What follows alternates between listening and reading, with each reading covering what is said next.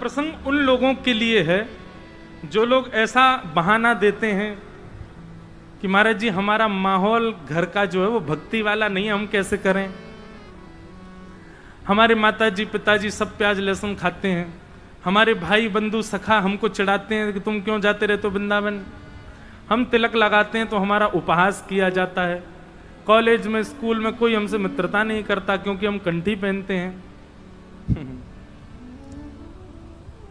प्रहलाद जी महाराज जैसा जीवन देखो, पिता राक्षस, मैया राक्षसी, बालक मित्र सखा सब राक्षस।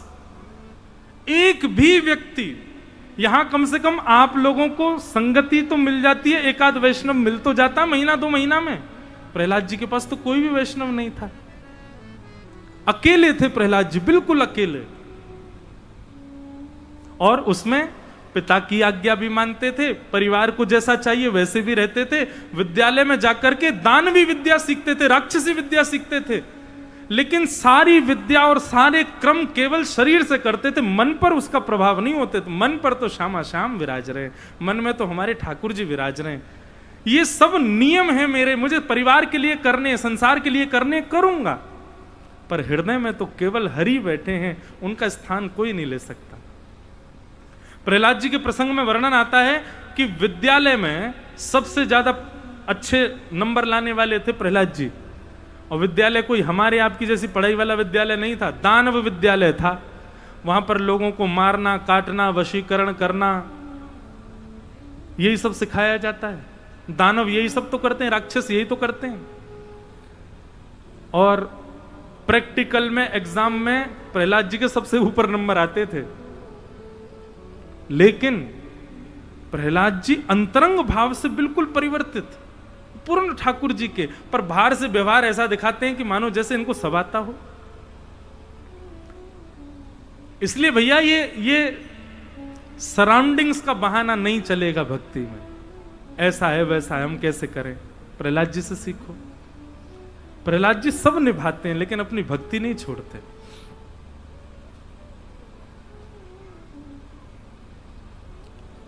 मैं कथाओं में कहा करता हूं,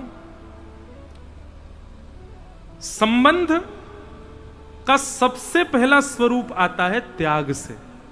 जहां त्याग ही नहीं किया गया वो संबंध टिक नहीं सकता।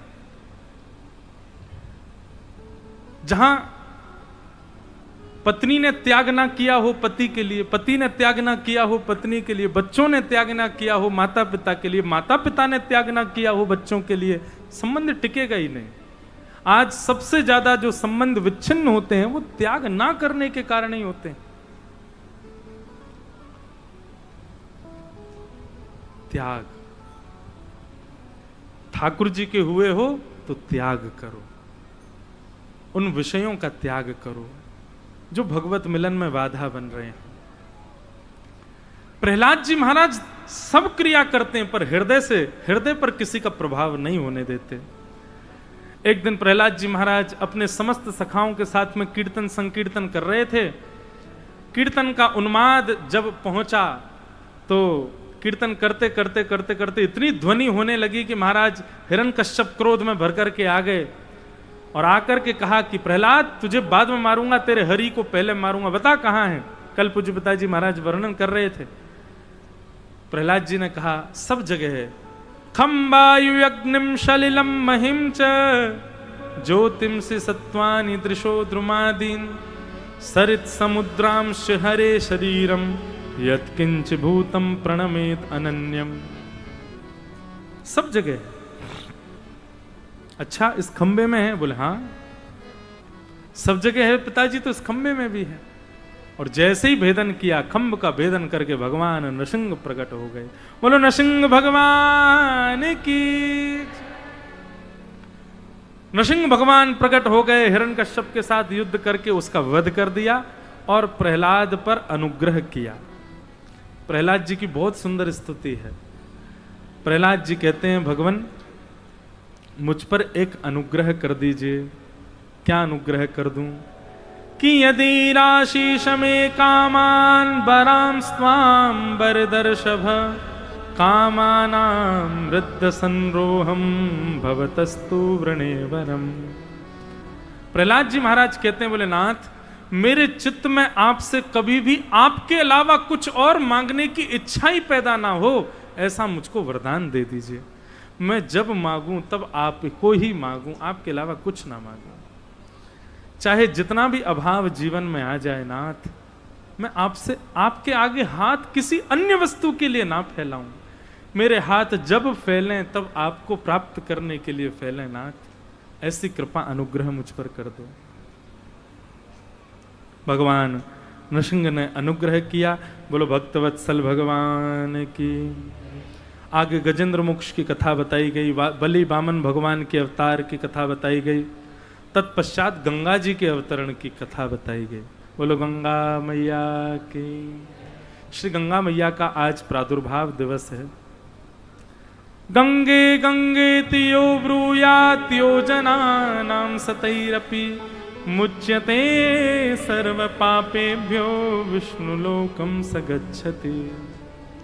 श्री सूरदास जी महाराज से किसी ने पूछा, बहुत ध्यान से सुनना, कि महाराज सबसे पवित्र जल कौन सी नदी का है? तो सूरदास जी महाराज बोले सबसे पवित्र जल गंगा जी का है। तो किसी ने कहा, बोले आप तो पुष्टि मार्गी हो, पुष्टि मार्गी लोग तो यमुना जी को ज्यादा मानते हैं और आप गंगा जी की प्रशंसा ज्यादा कर रहे हो। तो सूरदास जी महाराज का उत्तर बहुत सुंदर। सूरदास जी बोले, आपने पूछा सबसे सुंदर जल किस नदी का है, तो नदियों के बारे में पूछ रहे हो तो गंगा जी का जल सुंदर है। यमुना जी नदी नहीं है, यमुना जी तो हमारी महारानी है। यमुना जी नदी नहीं, वो तो साक्षात हमारी लाला की बहू रानी है। हो मीठे रस से भरा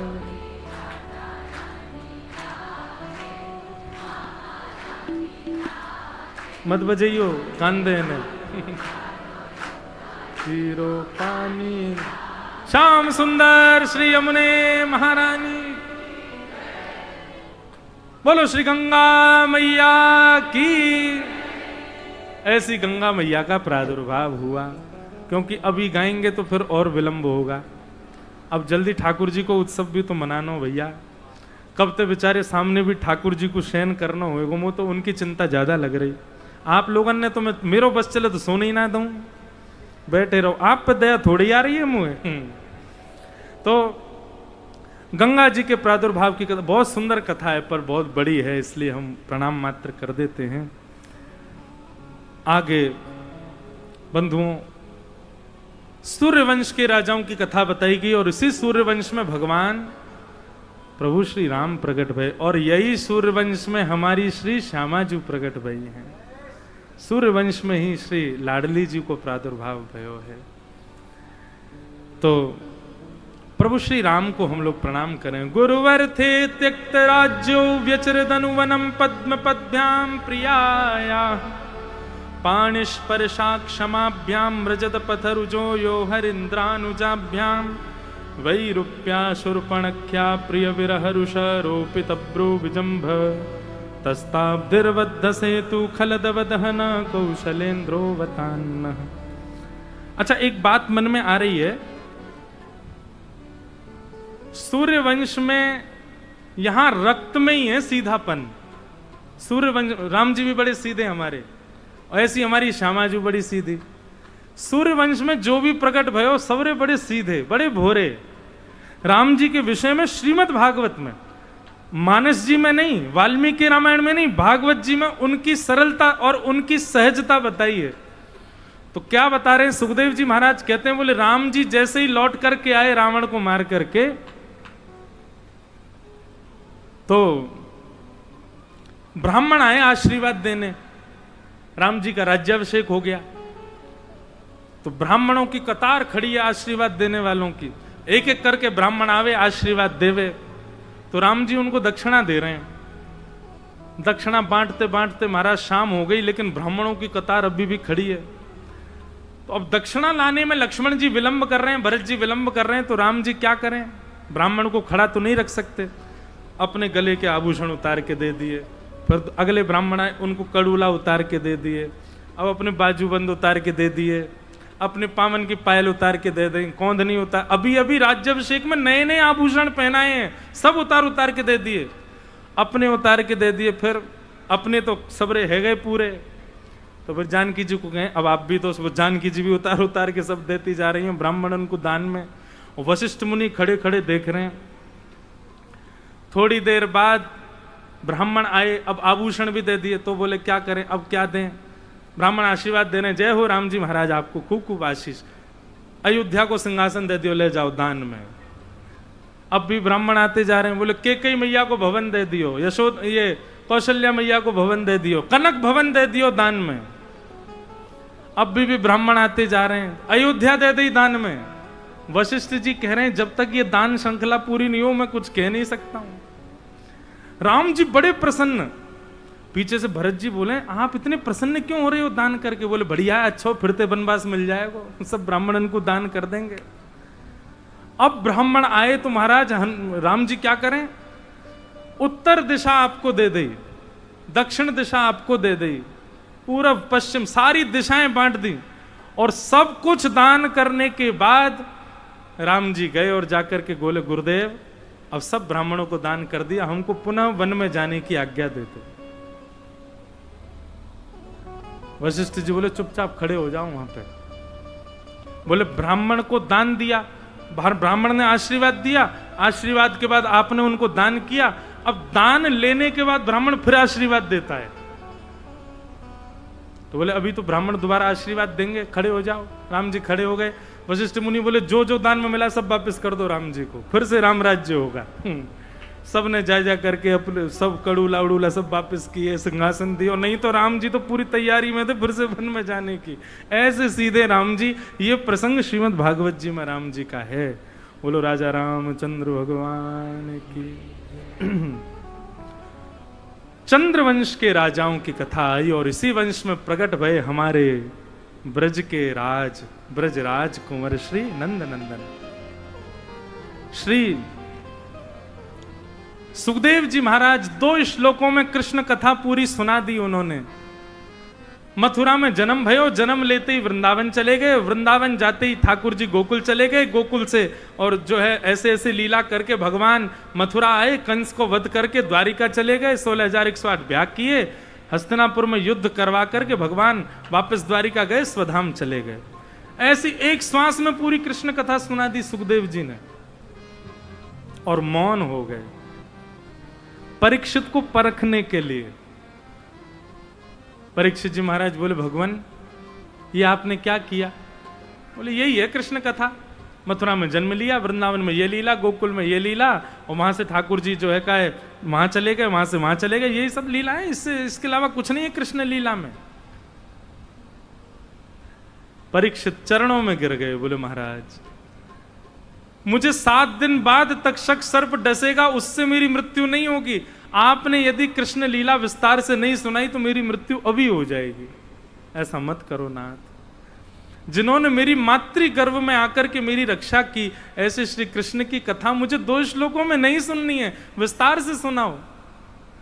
नाथ कहां तुम्हें मुक्ति मांग रहा था, आपने मुझसे कहा कि भक्ति मांगो, और जब मैं भक्ति के मार्ग पे आ गया तो आप श्री कृष्ण का लीला संवरण नहीं कर रहे हैं, लीला विस्तार से नहीं सुना रहे हैं।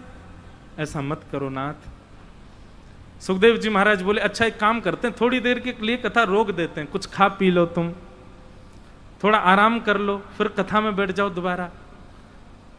क्योंकि हमारे आपकी तरह कथा नहीं हो रही है, 24 घंटा चल रही है पिछले 4 दिनों से कथा, और एक ही आसन पर व्यास जी बैठे, और एक ही आसन पर परीक्षित जी, और एक ही आसन में असंख्य सारे श्रोता। किसी ने कुछ खाया पिया नहीं है 4 दिन से। सुखदेव जी बोले थोड़ी देर रोक देते हैं, कुछ खा पी लो, थोड़ा आराम करो, फिर शुरू करते हैं, सुबह शुरू कर देंगे कथा। परीक्षित जी महाराज बोले महाराज अब मैं इतना व्याकुल हो चुका हूं कि अन्न और जल जो काम करते हैं ना भीतर जाके, वो काम आपकी कथा कर रही है। अब कथा से ही पेट भर रहा है, कथा से ही प्यास बुझ रही है, कथा से ही नींद पूरी हो रही है, कथा से ही मेरे तन का, मेरा कथा मात्रिक जीवन हो चुका है। अब मुझे अन्य साधनों की आवश्यकता नहीं है। सुखदेव जी महाराज बोलते हैं जब ऐसी स्थिति हो जाती है तब कृष्ण का प्राकट्य होता है। कृष्ण मन कृष्ण धन कृष्ण ही हमारो मन, आठों याम ऊधो हमें कृष्ण ही सो काम है। कृष्ण दिखेंगे तो भोजन पचेगा, कृष्ण दिखेंगे तो प्यास बुझेगी, कृष्ण दिखेंगे तो नींद आएगी, कृष्ण दिखेंगे तो कोई क्रिया होगी, कृष्ण नहीं है तो कुछ नहीं कर पाएंगे। ऐसी स्थिति जब होती है ना परीक्षित, तब कृष्ण कथा में प्रवेश मिलता है। और ऐसी स्थिति जिसकी है उसी को तो गोपी कहते हैं। भागवत जी में वर्णन है गोपी कौन है, बोले यादो हने बहनने मथनो पलेप प्रेंखें खनार भरुदितो क्षण मार जनादव। गोपी कैसी है वर्णन करते हैं सुखदेव जी, जो गोबर का चौका लगा रही है और पोंछा से गोबर का चौका लगाते समय, गोबर के चौका लगाते समय पोंछा से सर्र सर्र सर्र जो आवाज आ रही है ना, तो उस सर्र सर्र में भी कृष्ण कृष्ण जप रही है। मटकी भर के जमुना जल भर के ला रही है तो छलकवे की जो आवाज है ना टप टप, वहां में भी कृष्ण कृष्ण जप रही है। रोटी बनाते समय थप थप रोटी की जो आवाज आवे वाकू भी ताल मान करके कृष्ण कृष्ण जप रही है। धन कुटा से धान कूटते समय चूड़ीन की खनखनाट में भी कृष्ण कृष्ण जप रही है। उसे गोपी कहते हैं जो हर स्थिति में कृष्ण को कभी ना त्यागे। और ऐसी स्थिति जब श्रोता की होती है तब कथा में कृष्ण जन्मोत्सव में उसको प्रवेश मिलता है। परीक्षित तुम अब ऐसे हो चुके हो, मैं बस यही परखना चाह रहा था कि मैं तुमको लोभ दूं कि तुम थोड़ा भोजन कर लो, थोड़ा आराम कर लो तो तुम चले जाओ, पर नहीं, तुम अभी तत्पर हो ठाकुर जी की लीला सुनने के लिए। कोई कहे बिहारी जी को दर्शन कर लियो, हाँ जा रहे हैं भैया। भीड़ में खड़े खड़े कोई कहे अरे यहाँ तो बड़ी घुटन है रही भैया, भीतर न जा, चल बाहर चल के लेकिन लस्सी पिया में फिर कर लेंगे दर्शन। और अगर आप लस्सी के प्रलोभन में चले गए तो समझो अभी अधिकारी नहीं भय ठाकुर जी के, चाहे जो है जाए। बिहारी जी को जब तक निहार नहीं लेंगे तब तक और कछु स्वीकार नहीं कर सकें। ऐसी स्थिति जब होती है तब ठाकुर जी प्रकट होते हैं।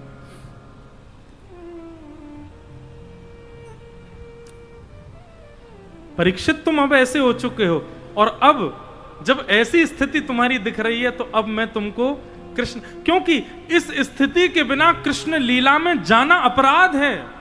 आपको ठाकुर जी की लीला में संशय हो जाएगा, नहीं तो आपको ठाकुर जी की लीला में संदेह हो जाएगा, तर्क वितर्क मन में प्रकट हो जाए। ऐसा कैसे कर दिया ठाकुर जी ने? गोपी कभी तर्क वितर्क नहीं करती, संशय नहीं करती। ब्रजवासियों ने कभी संशय नहीं। 6 दिन के ठाकुर जी ने पूतना मार दी और ब्रजवासियों को संशय नहीं हुआ। हमारा बालक यहाँ पर डॉक्टर बन जाए तो माता पिताओं को विश्वास ही नहीं होता कि बालक डॉक्टर बन गया। यहाँ परब्रह्म ठाकुर जी लाला परब्रह्म बन गो तो यशोदा मैया को विश्वास ना है कि ये परब्रह्म है। अब मैं तुम्हें कृष्ण कथा सुनाता हूं। पृथ्वी प्रार्थना करती है ब्रह्मा जी से कि मेरे ऊपर से भार को हल्का करो। तब ब्रह्मा और पृथ्वी और समस्त देवताओं को आकाशवाणी सुनाई देती है। साक्षात चतुर्भुज रूपधारी भगवान आकाशवाणी करते हुए कहते हैं कि वसुदेव गृहे साक्षात भगवान पुरुष परः जनिष्यते तत्प्रियार्थम सभवन्तु सुरस्त्रियः। भगवान ने आकाशवाणी करते हुए कहा, सब लोग बिल्कुल निश्चिंत हो जाओ, वसुदेव जी के घर पर साक्षात पर ब्रह्म परमात्मा भगवान अवतार लेकर के आ रहे हैं पृथ्वी के भार को हल्का करने और पृथ्वी पर प्रेम लक्षणा भक्ति की स्थापना करने, भक्त जनों को आनंदित करने के लिए ठाकुर जी पधार रहे हैं। जैसे ही ये खबर देवताओं ने सुनी, सब देवता ब्रजमंडल में कोई वृक्ष बन के आ गयो, कोई गैया बन के आ गयो, कोई बछिया बछड़ा बन के आ गयो। श्री महादेव नंदगांव पर्वत के रूप में प्रकट है गए, ब्रह्मा जी बरसाने पर्वत के रूप में प्रकट है गए, और हमारे साक्षात नारायण श्री गोवर्धन नाथ पर्वत के रूप में ब्रज में आके विराजमान है गए। अब प्रतीक्षा है रही है ठाकुर जी कब आएंगे। यहां कंस अपनी चचेरी बहन देवकी का ब्याह वसुदेव जी से कर देता है और अपनी बहन को विदा करने के लिए जा रहा है।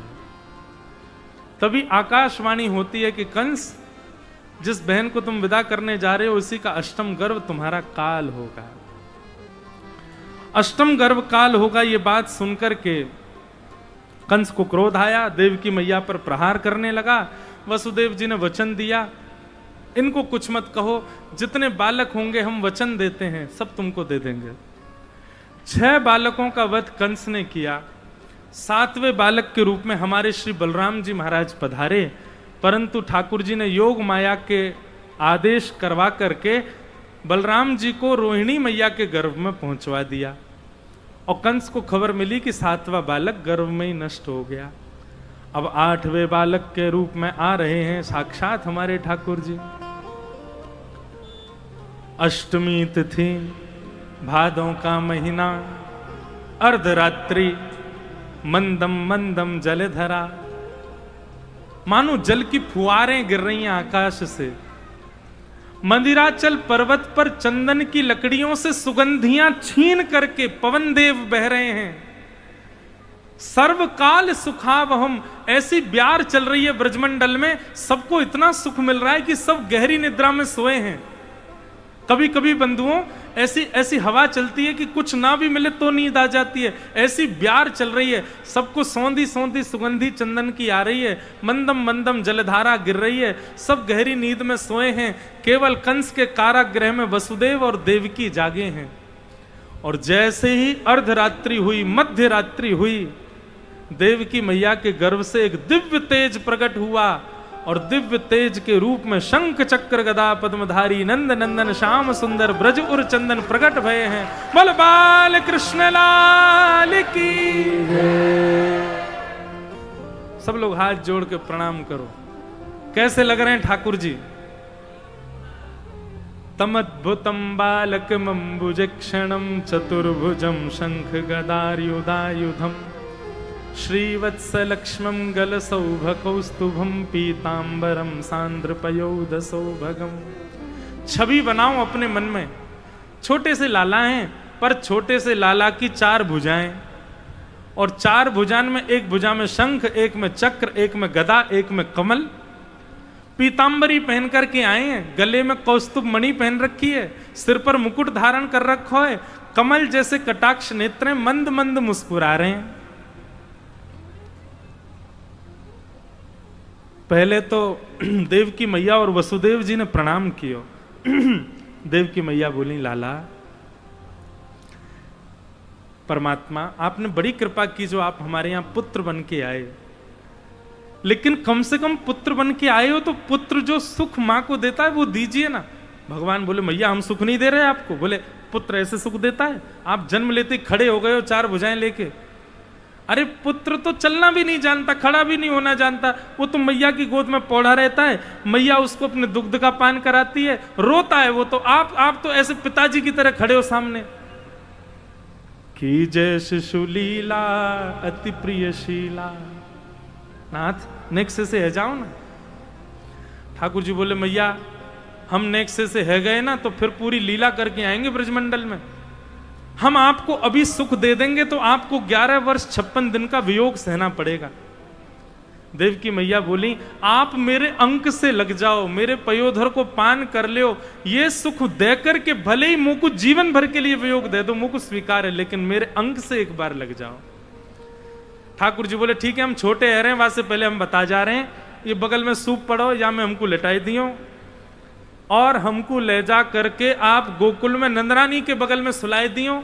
वहां एक लाली ने जन्म लियो है, वाकू ला करके कंस को दे दियो और फिर हम 11 वर्ष बाद आएंगे, फिर कंस को मार के आपसे मिलेंगे। वसुदेव जी ने आज्ञा स्वीकार करी। ठाकुर जी नेक्से से है गए। अब नेक्से से है ठाकुर जी तो गिर पड़े, रोने लगे जोर जोर से। मैया ने गोद में उठाए, अपने पयोधर का पान कराया। जैसे पयोधर को मुख में धारण किया नंद नंदन ने, देवकी मैया के तो नेत्रों, बंधुओं 11 वर्ष 56 दिन देवकी मैया बिना कृष्ण को देखे कैसे जी रही हैं। जब ठाकुर जी की याद आती है ना तो नेत्रबंद करके अपने वक्ष पर ठाकुर जी के कोमल ओष्ठों के स्पर्श का स्मरण कर लेती हैं और उसी से ही उनको सुख मिल जाता है। 11 वर्ष तक उस स्पर्श के सुख में देवकी मैया जीवित बैठी हैं। ठाकुर जी भाव से मैया को दूध पी रहे हैं, मैया के नेत्रों से आंसू गिर रहे हैं। एक मां का सबसे प्रिय सुख, सबसे बड़ा सुख होता है जन्म देते ही बालक को हृदय से लगा के अपने पयोधर का पान कराना। कितनी भाग्यशाली देवकी मैया ठाकुर जी को दुग्धपान करा रही हैं। ठाकुर जी ने दुग्धपान किया, एक डलिया में लिटाई दिए। जैसे ही वसुदेव जी ने डलिया उठाई, हाथन की हथकड़ियां खुल गईं, पैरन की बेड़ियां खुल गईं, सबरे सैनिक सोए, चट चट चट करके ताले खुल गए और ठाकुर जी ने सारे बंधन छोड़ दिए। ले चलो हमको गोकुल की ओर। और श्री वसुदेव जी महाराज लेकर के जा रहे हैं। जैसे ही बाहर आए, मंदम मंदम जल की धार गिर रही है, नेक से लाला सिकुड़ रहे हैं। इतने में शेषनाग ने आकर के छतरी बनाई है। सब देवी देवता आकाश से पुष्प वर्षण कर रहे हैं। सब लोग इधर देखो, यहां देखो, पीछे क्यों देख रहे हो? ठाकुर जी यहीं आएंगे, यहीं देखो। और सब लोग गा रहे हैं, स्वागतम कृष्ण स्वागतम कृष्ण स्वागतम कृष्ण स्वागतम कृष्ण स्वागतम कृष्ण स्वागतम कृष्ण स्वागतम कृष्ण स्वागतम कृष्ण स्वागतम सुस्वागतम शरणागतम कृष्ण स्वागतम सुस्वागतम शरणागतम कृष्ण स्वागतम सुस्वागतम शरणागतम कृष्ण स्वागतम सुस्वागतम शरणागतम कृष्ण स्वागतम कृष्ण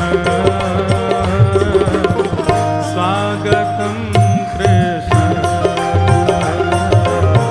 स्वागतम कृष्ण वननंद के लाला की स्वागतम कृष्ण बल वृषभानु के जमाई की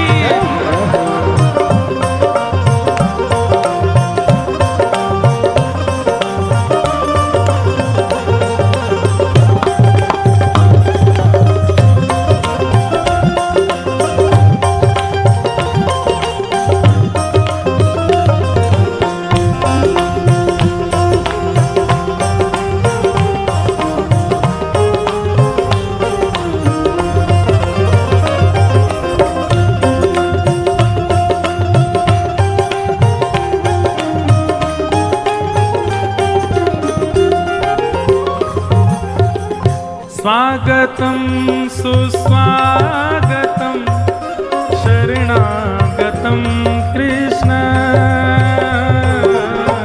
स्वागतम सुस्वागतम शरणागतम वननंद के लाला की। देखो ऐसा लग रहा नंद नंदनी आ गए का आज। कुंज बिहारी श्यामा प्यारी कुंज बिहारी जय जय श्री हरिदास बधाई हो। जय हो। विराजमान कर महाराज नंद बाबा के रूप में आज चित्र बाबा आए हैं। नहीं ये तो वसुदेव जी बन करके पधारे हैं, अभी नंद बाबा और बन जाएंगे, खूब बधाई लेके जाएंगे आज। स्वागतम कृष्णा स्वागतम कृष्ण स्वागतम कृष्ण स्वागतम कृष्ण स्वागतम कृष्ण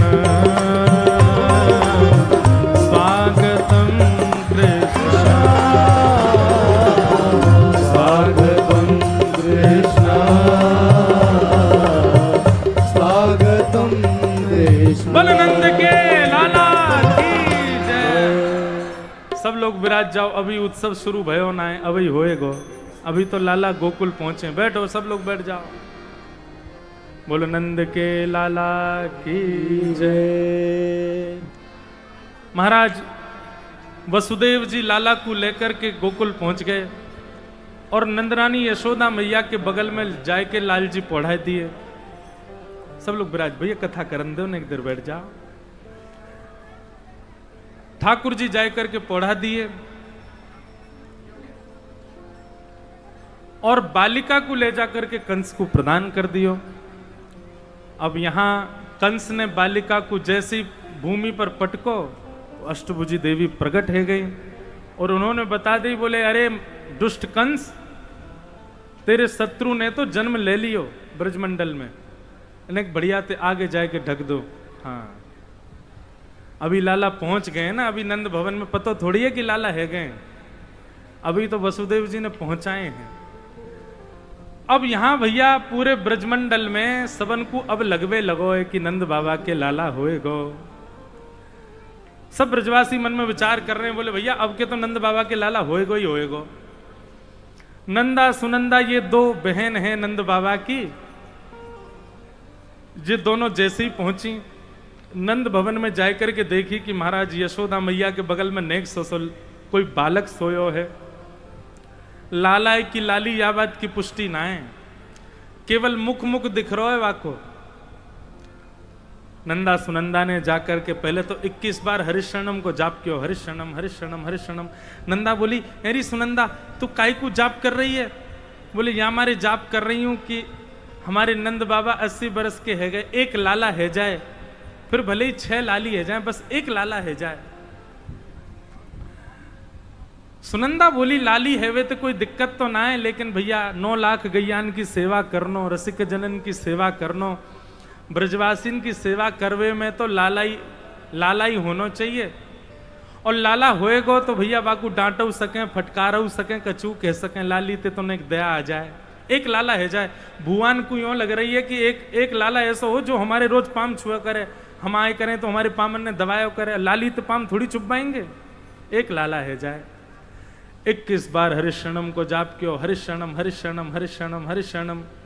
और जैसे ही महाराज चदरिया हटाए करके देखिए, है गया है गया है गया है गया है गया है गया है गया है गया है गया है गया।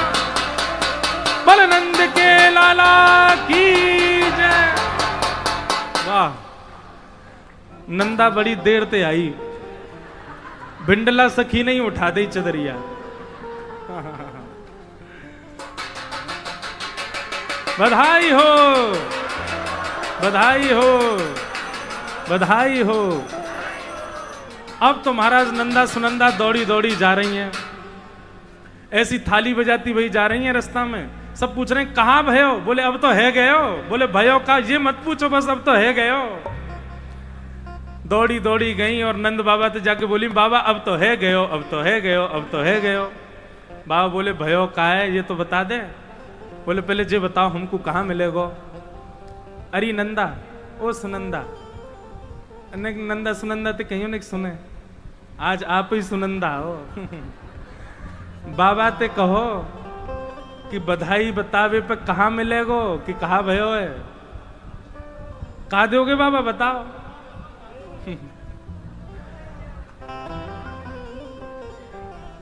मांग लियो, पूरी संपत्ति ले लियो, 1 रुपया मत छोड़ो। बाबा कंगाल कर दो आज। सुनंदा बोली भैया 9 लाख को हार चाहिए, मुंह को 9 लाख वारो हार चाहिए।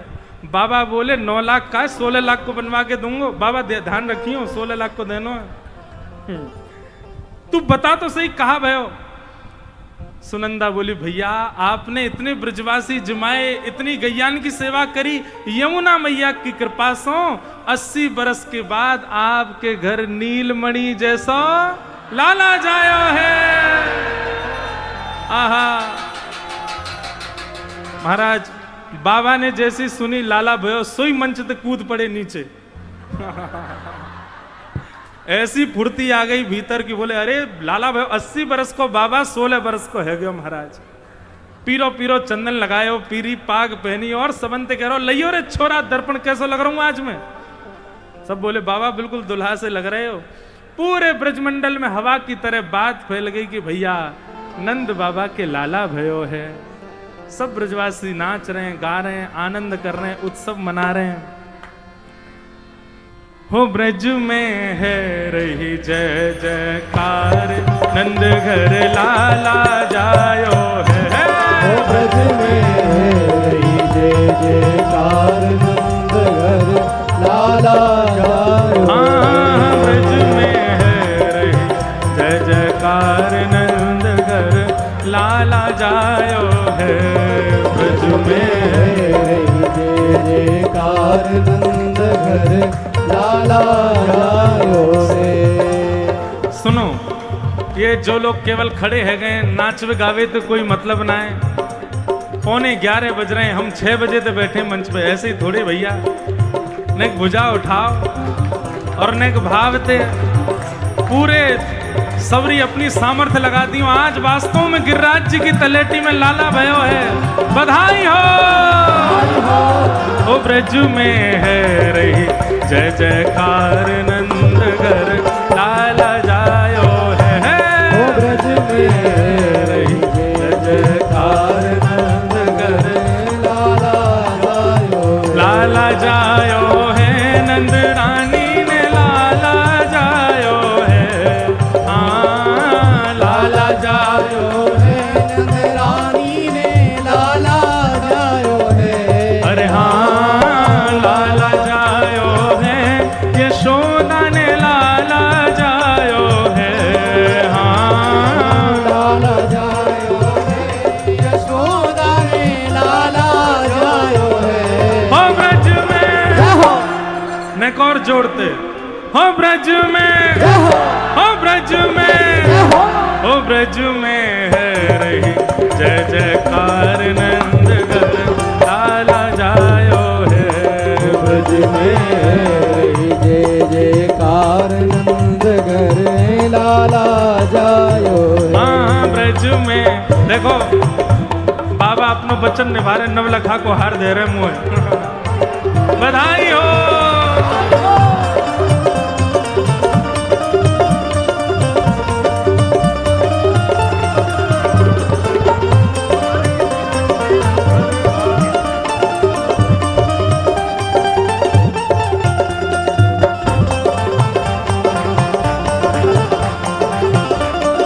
बाबा बधाई हो, नंदरानी बधाई हो।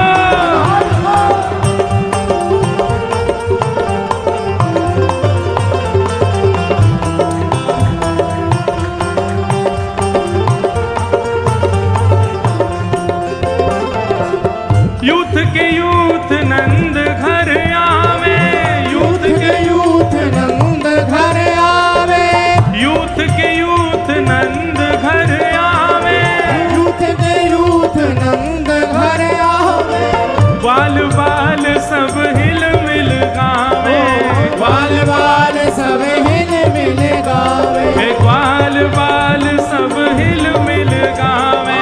बाल बाल सब हिल मिल गावे। ओ सब हिल मिल गावे। सब हिल मिल गावे। ओ सब धूम मचावे। सब धूम मचावे। ओ सब आनंद मनावे। सब आनंद मनावे। ओ सब हिल मिल गावे। सब हिल मिल गावे। ओ ब्रह्मानंद समान आज सुख सबने पायो है। ब्रह्मानंद समान आज सुख सबने पायो है। हे ब्रज में, ओ ब्रज में जाकी भुजा ना खड़ी है रही वाकू अपने बगल वाले की सौगंध है।